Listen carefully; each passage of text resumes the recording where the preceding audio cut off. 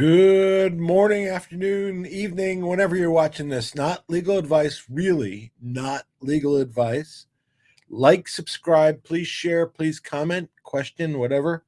I did a video recently being like yesterday, kind of projecting what was going to go on in the Elon pay package post move Texas. And today we learned right away some interesting maneuvers that I wanted to bring everybody up to speed in and to kind of put it in context and go from there. Quickly, before we move to that, I'm going to try to be really quick. How does a computer get drunk? It takes screenshots. And broken computers with no homes have no place to crash. Anyway, those were jokes, by the way. Anyway, last Sunday, I think it was Sunday, so that means yesterday, and how other people might say it, I did a video talking about post-Texas and what was going to go on, projecting possibilities of what was going on. I also left it open that different attorneys might do everything, leaving myself a little bit of room, of course. And of course, I disagreed with the court intervening in a private contract.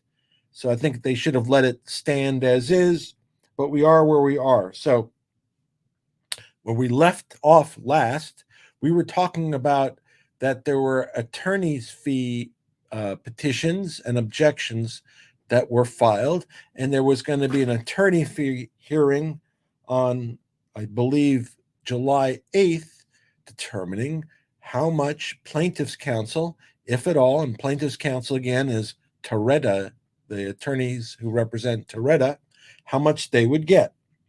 Well, apparently on June 14th, which would have been last Friday, after the ratification vote, that's now public, it was public today, the attorneys for Tesla, who are deemed to be a nominal defendant, and so defendant is the person who's sued.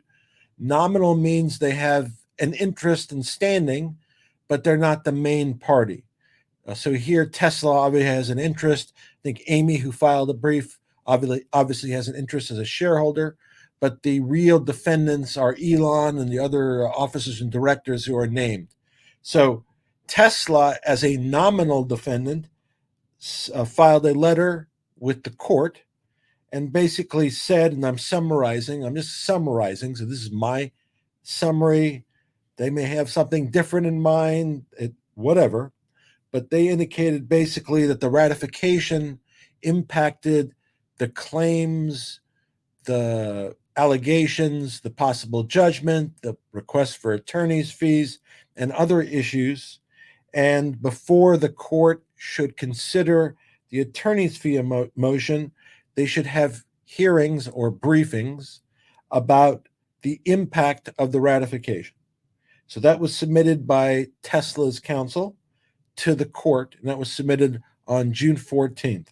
Later that day, and just to kind of sum up, so the impact is, and I haven't spoken to anybody, but Tesla obviously is claiming that the ratification does impact the legal proceedings, and that's what they want to brief. And when I say a brief, they want to file some persuasive document with the court. The same day, the afternoon of the 14th, which I saw today, the attorneys for plaintiffs, Toretta, filed a response to that request by Tesla's attorneys via mail. And in their summarizing what they said basically, we got what Tesla's asking for. We disagree. We don't believe the ratification is impacted, that the ratification doesn't impact the judgment of the court in Delaware by Judge McCormick as to the first pay package. So that's what the plaintiff's attorney says. The ratification doesn't impact that we should go forward. And in my brief, now I'm referring to the plaintiff's attorney, they have a brief due anyway on June 21st about the attorney's fees. And they've indicated in that brief, they will also reference the ratification issue. And then they say that if the court wants additional briefs, to let the parties know now, and they will file those briefs, whatever, prior to that July 8th hearing date, and everything can be settled prior to that time. So, as of now, currently as we speak, there's a pending attorney's fee motion, and that's for plaintiff's attorneys in the pending first pay deal. There's a request by Tesla's attorneys to not have that hearing and to consider the effect of the ratification on the court's prior judgment. And there's a response from plaintiffs saying the ratification doesn't impact the court's prior judgment, and we should just go forward with the hearing on the attorney's fees that's set for July 8th. So that's kind of the basic setup.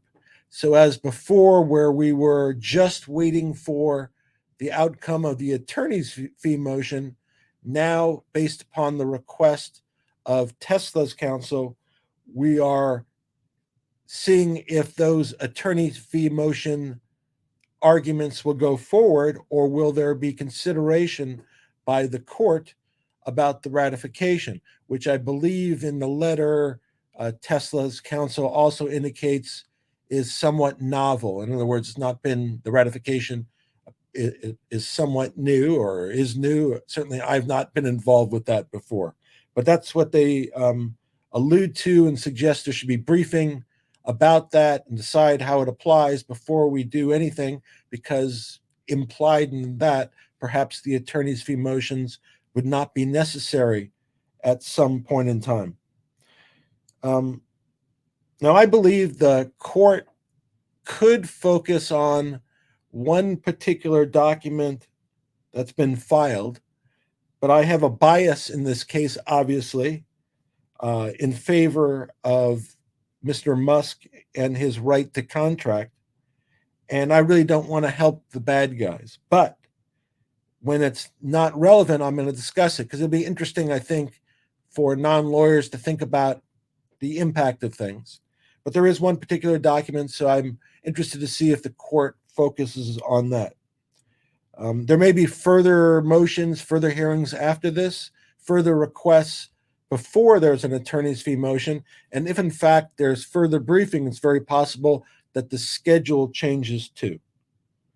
So the next brief with regard to the attorney's fee motion and or ratification will be on the 21st, which is this Friday.